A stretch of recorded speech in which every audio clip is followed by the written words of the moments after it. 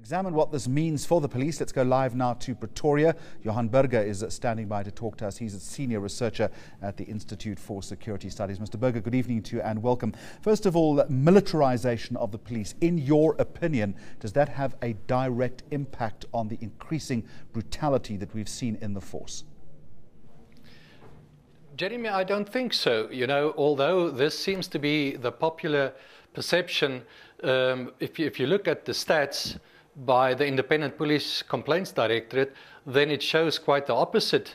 In fact, since 2010, when the so-called militarization process took effect in the police service, the number of incidents of death as a result of police action or death in police custody decreased by 21%. It decreased by 10% only in the last year. So there is no support for that conclusion. I think, you know, we are looking for the problems in completely the wrong place. Perhaps there's no empirical evidence, but surely it's a perceptual debate that we should be having. Yes, absolutely. You know, I think what's been happening is that our ability to witness these incidents where they happen, because they still happen, of course, in spite of the decrease, but our ability to witness these things through video footage and so on is increasing the perception that these incidents are in fact on the increase.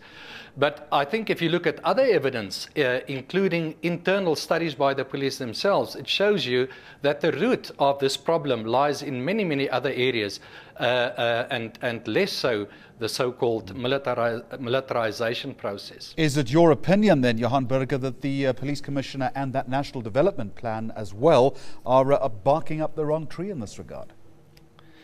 I absolutely believe so. You know, I have no clear position on whether they should have or shouldn't have military ranks, but I'm saying the problems that the police experience at the moment began long ago. In fact, before the militarization process in 2010, we saw an increase of more than 360% in cases of police criminality. Since then, there's been a decrease in those cases. So I think, you know, we need to look more closing at where the real problems are and not stick to what seems to be the popular thing at the moment, and that is the military ranks of the police.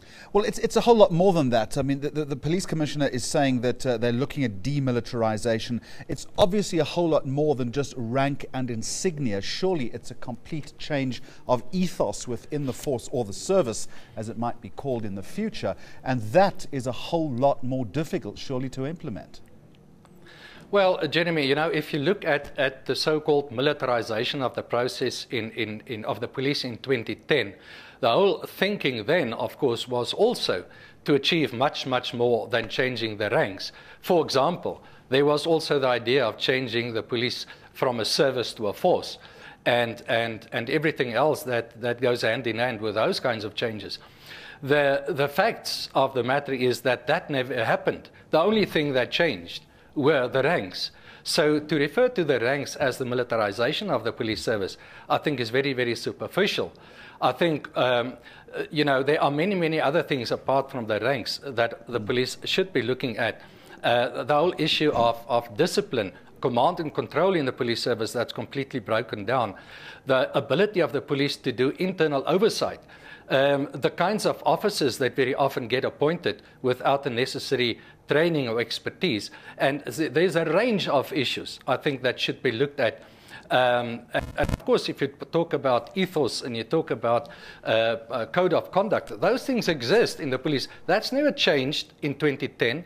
It's still the same. So you have to ask, why then, you know, have the police become so brutal?